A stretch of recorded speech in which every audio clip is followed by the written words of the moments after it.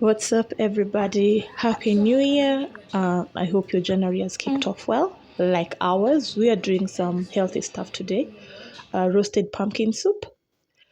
So, this is what you need. You need your pumpkin.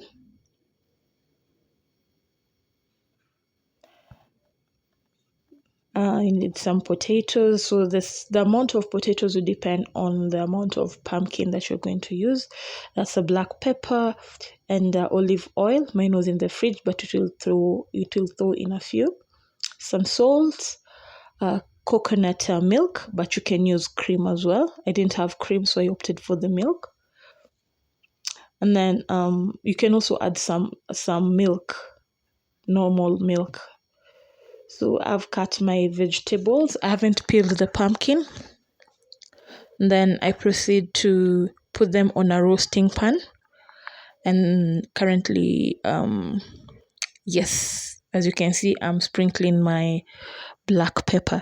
Sadly, I lost some footage where I was putting the vegetables in the oven.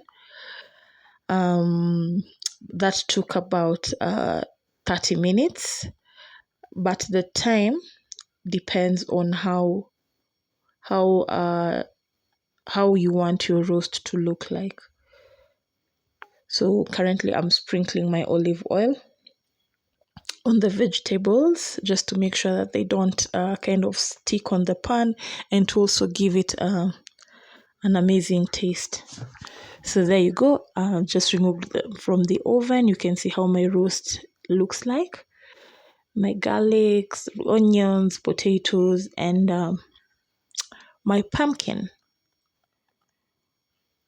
So from there, I'll take the vegetables and add them in the blender, or put them in the blender, because you need to blend it.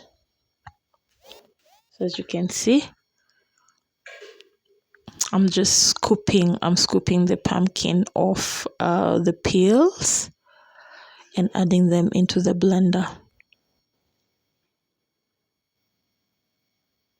I just do not understand why this shot came out like this. But oh well, you get the gist. So I'm adding in my salt. So you remember I said you have an option of using fresh milk if you feel like your coconut milk isn't enough. So oops, I spilled a bit. So you add in your coconut milk, or you can add in your water. Here I decided to add in some milk. This is fresh milk. So you can use fresh milk, or you can use, if you're lactose intolerant, you can use soy milk. Soy milk or almond milk. So what I was using was soy.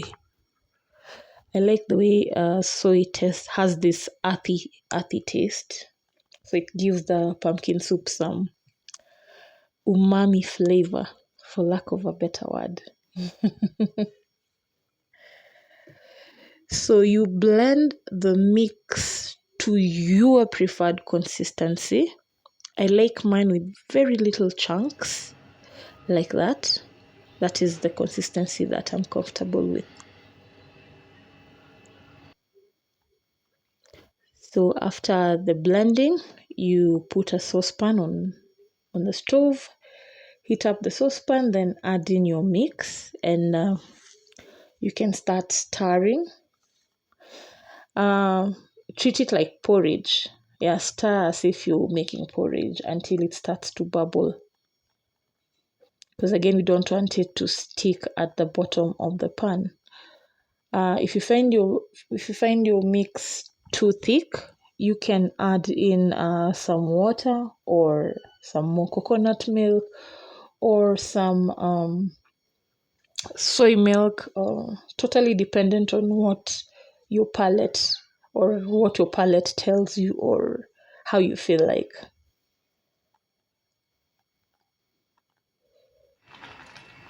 So as you can see, it has already started bubbling, and if you've noted, the color is a bit darker.